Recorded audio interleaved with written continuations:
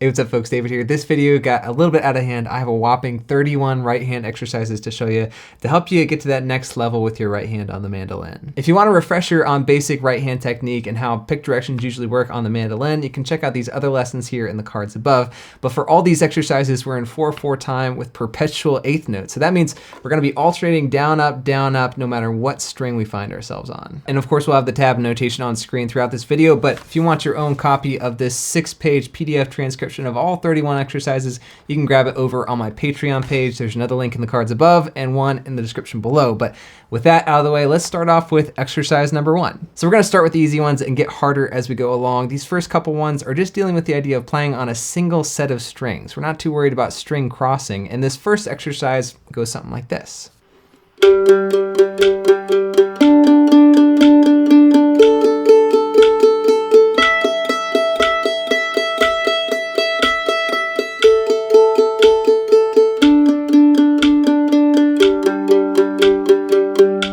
Simple, just a full measure of eighth notes on each string, going from your G up to your E string, then the second line back down from E to G.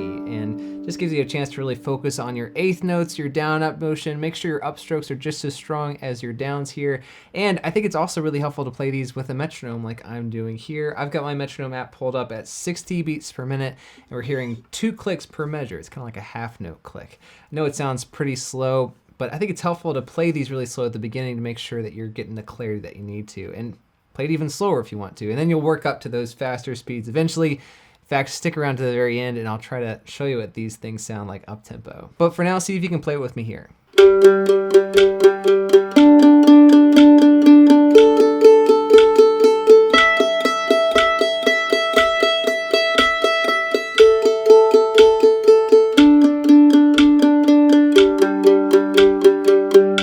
Nice job, folks. 1 down, 30 to go. And when you're playing these on your own, take the time to repeat them as many times as you want to really get the most out of them, to build up the muscle memory that you want, and hopefully build up some speed as well. But for now, we'll just move right along to number 2, which is a slight variation of our first exercise. Now we're changing strings every 4/8 notes, so every half measure, which makes this a little bit more challenging. I say a little bit, not that much.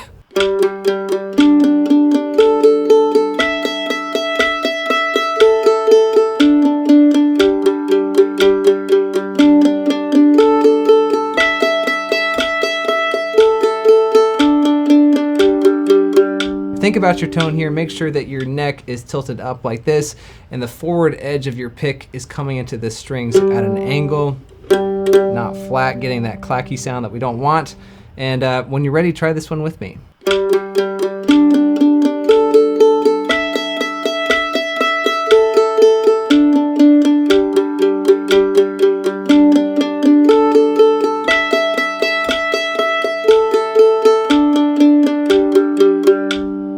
All right, we're gonna kick things up a notch here, get a little bit harder. And for these next few exercises, we're gonna be looking at that string crossing motion between 2 sets of adjacent strings, starting with exercise number 3 here.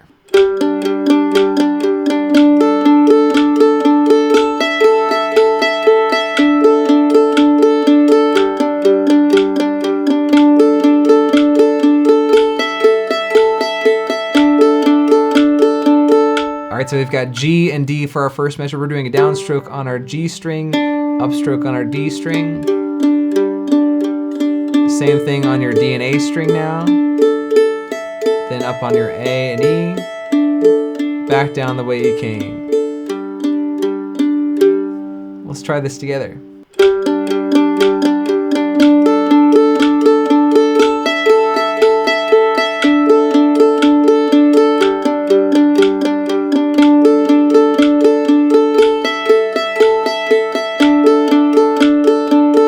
Exercise number 4 takes the previous exercise and just flips it upside down like this.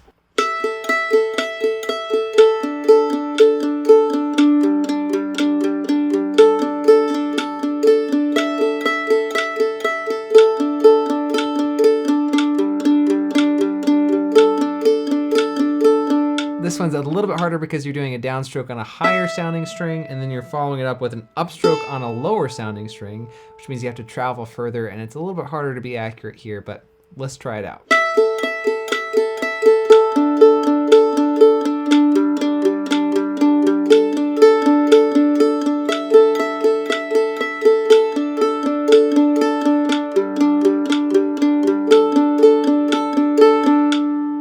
so exercises 5 and 6 are very similar to the previous two exercises. We're just changing sets of strings a bit more frequently. Here's number 5.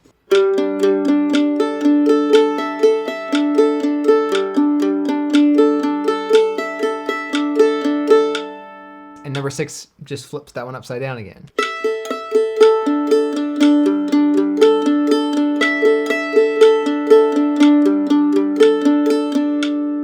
Starting with exercise number 7 here, we're adding in another string to the mix. So the next few exercises deal with units of 3 sets of strings. It goes like this.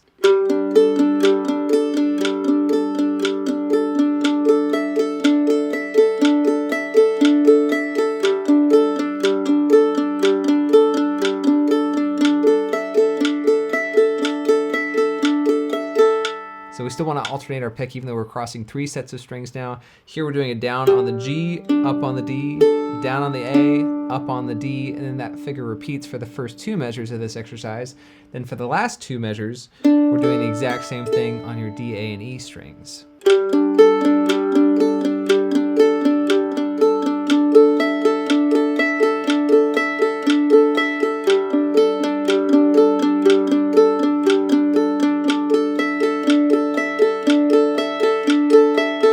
Number 8, you guessed it, we're flipping this thing upside down, starting on your E string now. It goes like this.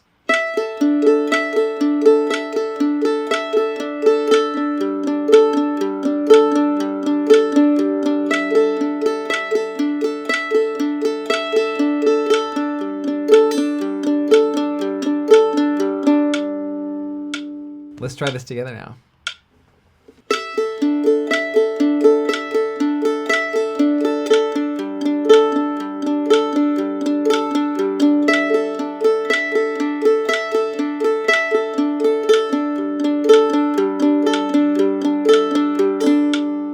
Number 9 and 10, take those previous 2 exercises and make those changes more frequently again, like this.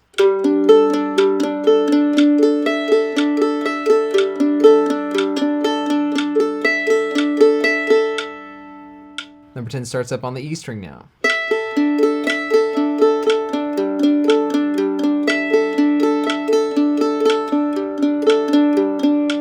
Try those out on your own, and when you're ready, let's come over to number 11, which sounds like this.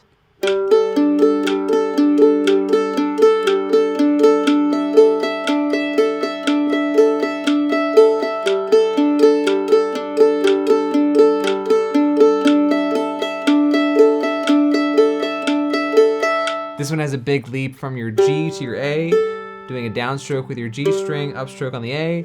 We have down on the D, up on the A. That figure repeats here for the first 2 measures. And then we're doing the exact same figure on your D, A, and E strings. Down on the D, up on the E, down on the A, up on the E.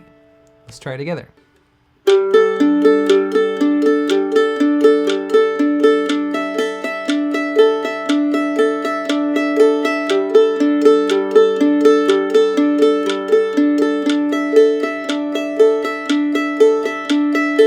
We're gonna flip this one on number 12, and this is a little bit harder because now we have a big leap from our E string to our D string, down on the E, up on the D. Check it out.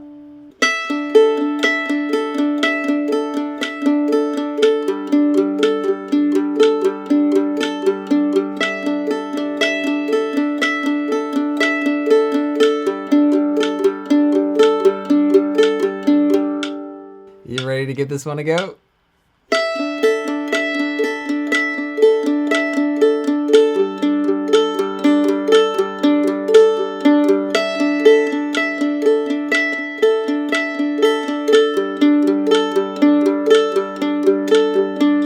Again, 13 and 14 are variations on those previous 2. They go like this.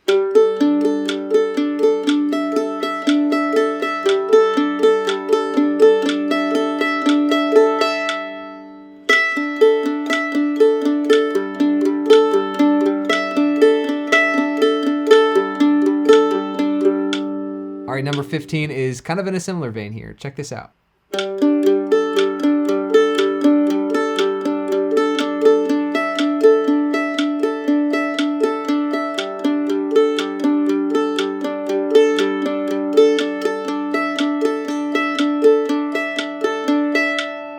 This one's a little bit easier. How about we give it a shot?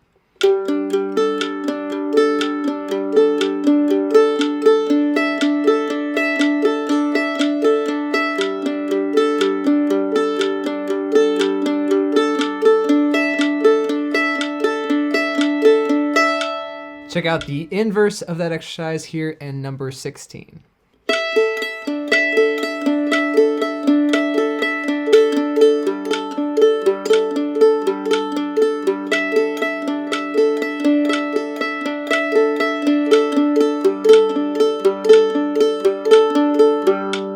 Another challenging one here, since we're doing a down on the E, up on the A, down on the E, up on the D, another big leap there, and we're doing the same thing again on the A, D, and G strings, the last two measures of this exercise. When you're ready, let's try this out.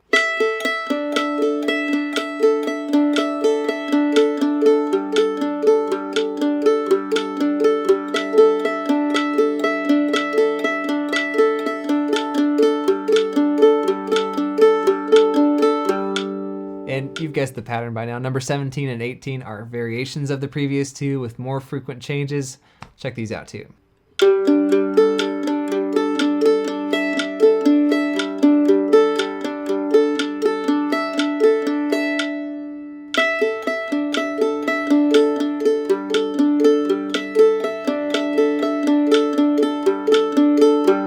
When we get to number 19, we're doing something a little bit different with our rhythmic figure, and this one almost sounds like a forward banjo roll if you know your banjo stuff. That's where we're going up 3 strings, doing it again, and then just playing 2 notes at the end to reset the figure.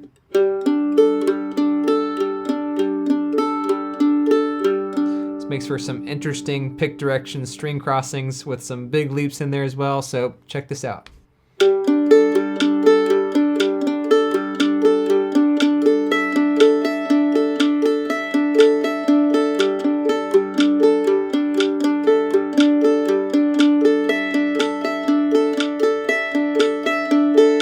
So you probably saw we're doing that roll pattern on the lower 3 strings first. Then we're doing it on the higher 3 strings on the second half. Let's try this together as well.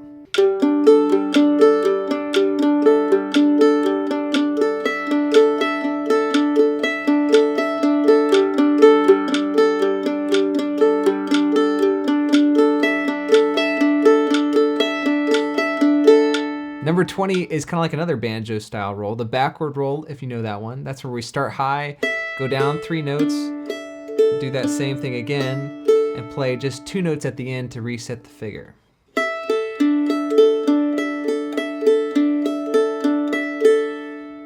Take a listen here.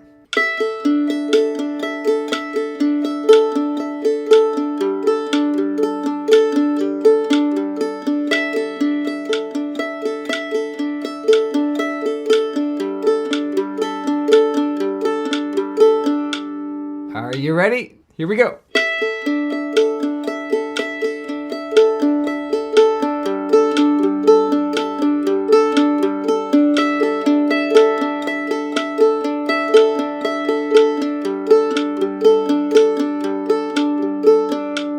And check out these tougher variations with the more frequent changes for exercises 21 and 22.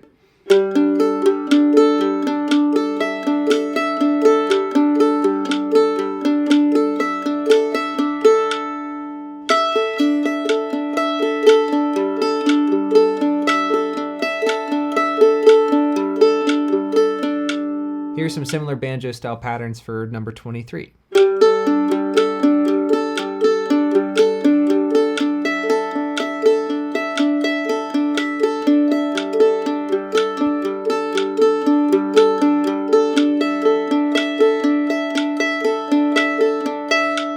When you're ready, let's see what happens.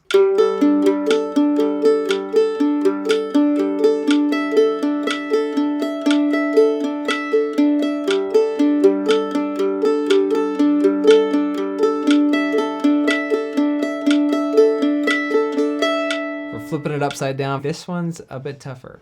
See what you think.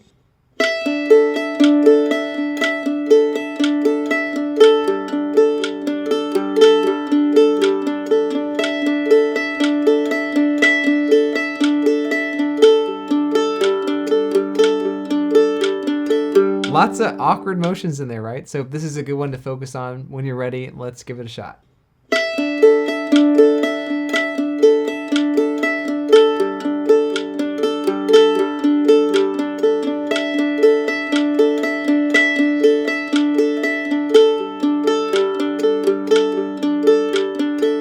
Make those last two ones a little bit tougher here on number 25, 26.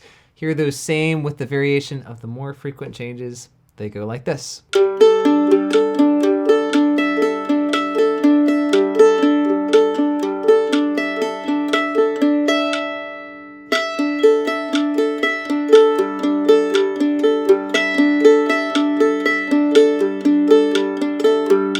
I know you've been waiting for this. We're adding in that final string finally, and we're gonna deal with some 4-string patterns, starting with number 27. This one's a classic, and it's a tough one.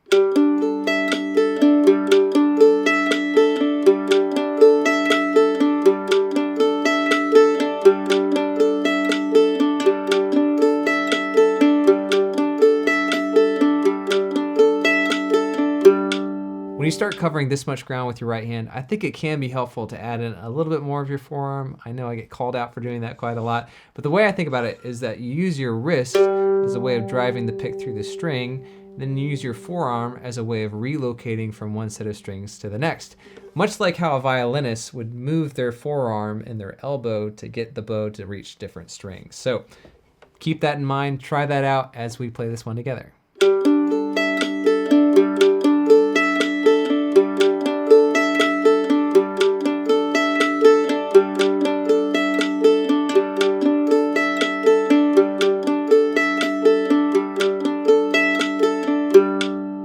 In the home stretch now, let's check out number 28 here.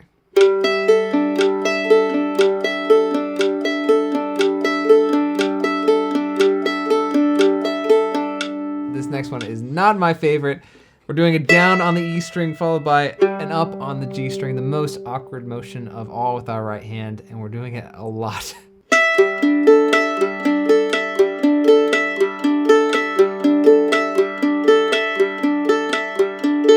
All right, number 30, the penultimate exercise here. We're just skipping every other string. Sounds like this. All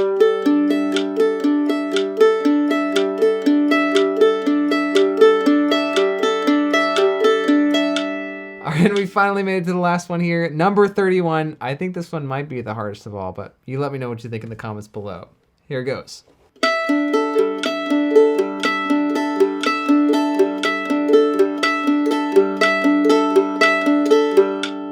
Something about that one, I'm not sure what it is. You just don't really feel safe at any point in that exercise. Doing the down on the E, up on the D, down on the A, up on the G. Try it with me.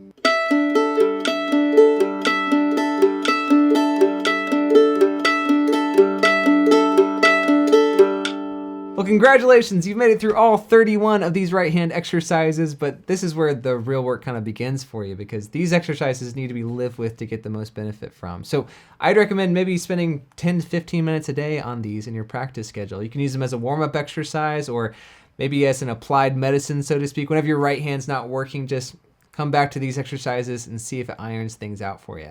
And of course, you want to try to play these as clean and as accurately as possible, but it's also good to push yourself on the tempo with these. So as a different way to end this video, I thought I'd play through all 31 of these exercises again, now at 100 beats per minute, just to give you an idea of what it would sound like up at those higher tempos. So this is me signing off for now. Thanks for watching. Thanks for liking and subscribing, for checking out the Patreon page. Again, you can grab the PDF transcription for all these exercises over there, but for now, it's time to exercise.